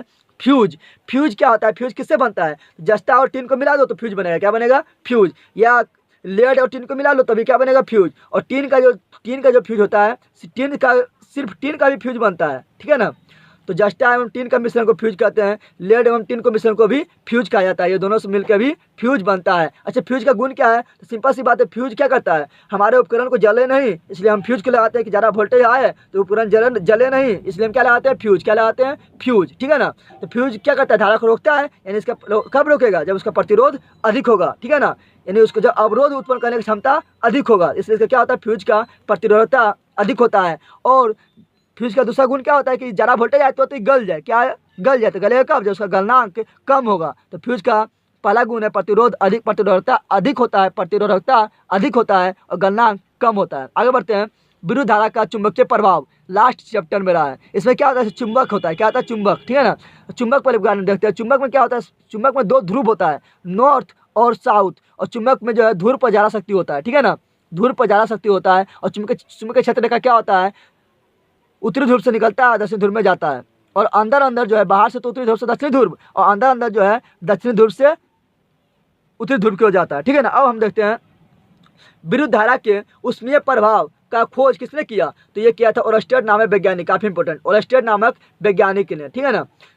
और आगे देखते हैं। चुंबकीय क्षेत्र रेखा एक दूसरे को कभी नहीं काटती। क्यों नहीं काटती, क्योंकि काटी गई बिंदु पर दो स्पर्श रेखा खींची जा सकती है जो दो दिशाओं को दिखाएगी। हम लोग जानते हैं कि चुंबकीय क्षेत्र रेखा का निश्चित दिशा होता है और इसलिए उसका दो दिशा संभव नहीं होगा। इसलिए चुंबकीय क्षेत्र रेखाएं एक दूसरे को कभी नहीं काटती है। अगला देखते हैं मैक्सवेल के दक्षिण हस्त नियम। मैक्सवेल के दक्षिण हस्त नियम कहता है कि हम अपने चालक तार को हम अपने दाएं हाथ के मुट्ठी में इस प्रकार पकड़े कि अंगूठा ये अंगूठा जो देख रहे हैं, अंगूठा धारा की दिशा को दिखाए तो हाथ की जो अन्य अंगुलियां दिखाई दे रहा है, ये मेरा क्या होता है, ये मेरा चुंबकीय क्षेत्र के दिशा को दिखाता है। अर्थात इससे हमको चुंबकीय क्षेत्र की दिशा पता चला है। इसलिए जो मैक्सवेल का दक्षिण हस्त नियम है ये चुंबकीय क्षेत्र की दिशा बताता है। इससे चुंबकीय क्षेत्र की दिशा पता, अर्थात मैक्सवेल के दक्षिण हस्त नियम से चुंबकीय क्षेत्र की दिशा प्राप्त होती है। आगे बढ़ते हैं। आगे मेरा काफ़ी इंपॉर्टेंट फ्लेमिंग के बायां हस्त नियम। फ्लेमिंग के पहले बायां हस्त नियम को समझते हैं। फ्लेमिंग के बायां हस्त नियम क्या कहता है, देखो यहाँ पर हम आप लोग को दिखाई दे रहा है, ये मेरा क्या हो गया, ये मेरा अंगूठा है। क्या है, अंगूठा। और ये मेरा क्या है, मध्यमा अग्नि। और ये मेरा क्या है, तर्जनी, ठीक है ना। तो फ्लेमिंग के बायां हस्त नियम कहता है कि हम अपने मध्यमा, तर्जनी, ये वाला तर्जनी और अंगूठा को इस प्रकार फैलाएं, इस प्रकार लंबवत फैलाएं कि ये जो मेरा मध्यमा जो ये मेरा है ये धारा की दिशा को दिखाए, ये तर्जनी जो है ये चुंबकीय क्षेत्र की दिशा को दिखाए, तो ये अंगूठा जो है ये अपने आप जो है चुंबकीय क्षेत्र में लगने वाले बल की दिशा को दिखाएगा, चालक पर लगने वाले बल की दिशा को दिखाएगा। ये मेरा क्या है, फ्लेमिंग का नियम। तो इससे मेरा क्या हुआ, बल की दिशा अपने आप पता चल रहा है। तो फ्लेमिंग के बायां हस्त नियम से हमें बल की दिशा प्राप्त होता है। तो देखें यहाँ पर फ्लेमिंग के बायां हस्त नियम से बल की दिशा प्राप्त होता है, ठीक है ना। इसमें जो धारा दिशा दिया रहता है और चुंबकीय क्षेत्र दिया रहता है। और फ्लेमिंग के जब हम बायां हाथ के नियम लगाते हैं तो बल का दिशा अपने आप पता चल जाता है कि दिशा में बल लग रहा है। अंगूठा क्या दिखाता है, बल के दिशा को, या बल की दिशा को ही बोलते हैं गति की दिशा, क्योंकि जिधर बल रहेगा उधर ही गति करेगा।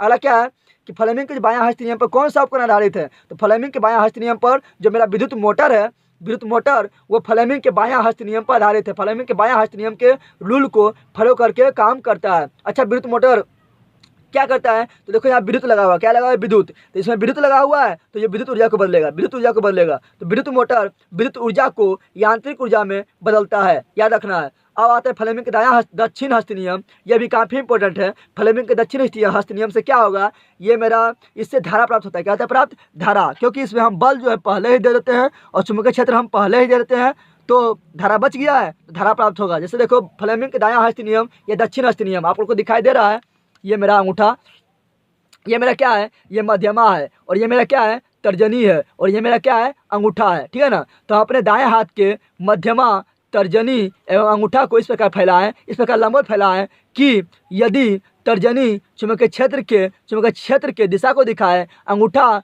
चालक पर लगने वाले या अंगूठा चालक पर लगने वाले बल की दिशा को दिखाए, तो मध्यमा जो है अपने आप चालक के अपने आप विद्युत धारा के दिशा को दिखाएगी। और ये मेरा क्या है, फ्लेमिंग का दायां हस्त नियम, ठीक है। तो अब देखते हैं, तो यही लिखा हुआ है, फ्लेमिंग के दायां हस्त नियम से हमें धारा की दिशा प्राप्त होता है, ठीक है ना।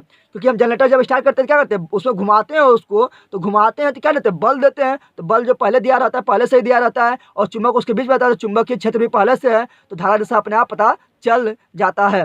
और ये क्या होता है, ये मेरा विद्युत जनित्र या डायनेमो या जिसको बोलते हैं जनरेटर, क्या बोलते हैं, जनरेटर, ये मेरा किस पर आधारित है, तो ये मेरा फ्लेमिंग के दक्षिण हस्त नियम पर आधारित है। अब ट्रिक बताते हैं, जो मेरा मोटर जो है इसको स्टार्ट करना काफ़ी आसान है, यानी ये मेरा क्या है, बायां हाथ का खेल है, तो ये मेरा फ्लेमिंग के बायां हस्त नियम पर आधारित है। और विद्युत जनरेटर जो होता है यानी विद्युत जनित्र जो होता है, इसको स्टार्ट करना क्या है, काफ़ी ताकत लगता है स्टार्ट करने में, यानी ये मेरा बायां हाथ का खेल नहीं है, ये मेरा दायां हाथ का खेल है, ठीक है ना। इसलिए ये जो डायनेमो या विद्युत जनित्र या जनरेटर जो है, ये मेरा क्या है, फ्लेमिंग के दायां हस्त नियम पर आधारित है।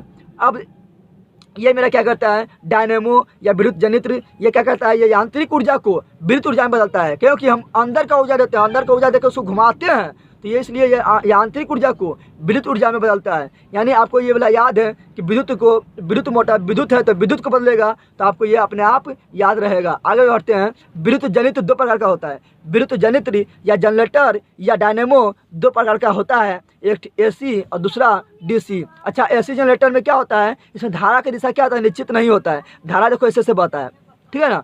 और जब धारा की दिशा निश्चित नहीं है, और इससे परिणाम की दिशा भी परिणाम भी है निश्चित कभी नहीं रहता है, ये परिणाम भी है क्या है, बदलता रहता है। धारा का जो परिणाम है वो भी हमेशा बदलता रहता है। देखो यहाँ पर क्या है, मिनिमम था, सबसे कम था, यहाँ पर सबसे अधिकतम हो गया, फिर धीरे कम के यहाँ पे मिनिमम हो गया, फिर धीरे अधिकतम हो रहा है नीचे, फिर बढ़ रहा है, फिर घट रहा है, ठीक है ना। इस प्रकार क्या होता है, इसमें परिणाम भी है घटते बढ़ते रहता है, और दिशा तो हमेशा बदल रहा है, दिशा तो कहीं निश्चित ही नहीं है।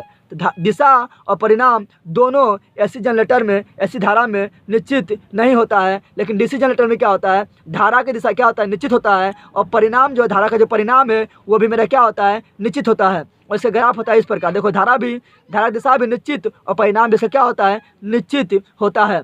और AC जनरेटर में क्या होता है, AC जनरेटर में पूर्ण बलय होता है, इसमें जो है क्या होता है, तांबा का जो होता है पूर्ण बलय लगा हुआ होता है, और DC जनरेटर में अर्ध बलय लगा हुआ रहता है, ठीक है। आगे बढ़ते हैं, आगे देखते हैं, आगे मेरा क्या है, विद्युत चुंबकीय प्रेरण की खोज। अच्छा, ये काफ़ी इंपॉर्टेंट है, विद्युत चुंबकीय प्रेरण की खोज जो है माइकल फैराडे ने 1831 ईस्वी में किए थे, ठीक है ना। और विद्युत जनित्र जो या जिसको हम डायनेमो बोलते हैं या जनरेटर बोलते हैं, ये मेरा क्या है, विद्युत चुंबकीय प्रेरण पर ही आधारित है, विद्युत चुंबकीय प्रेरण पर ही कार्य करता है।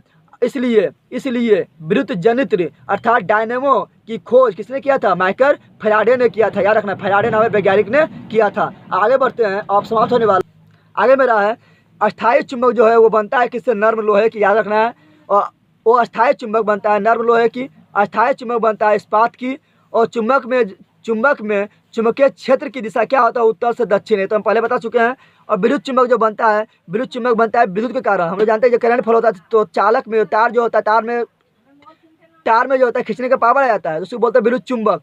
तो विद्युत के कारण उत्पन्न चुंबक को विद्युत चुंबक कहा जाता है। अच्छा, विद्युत चुंबक कौन कौन बात पर निर्भर करता है, किन किन बातों पर निर्भर करता है, तो ये करता है परिनालिका में फेरों की संख्या पर। अच्छा, परिनालिका क्या होता है, परिनालिका क्या होता है, एक विद्युत रोधी पदार्थ लो, उस पर तांबे के तार को लपट दो। आप लोग देखते हैं कि मोटर में देखते हैं कि तांबा तार लपटा हुआ रहता है, वो मेरा क्या होता है, वो मेरा परिनालिका रहता है ना, प्लास्टिक पर लपटा हुआ, ठीक है ना।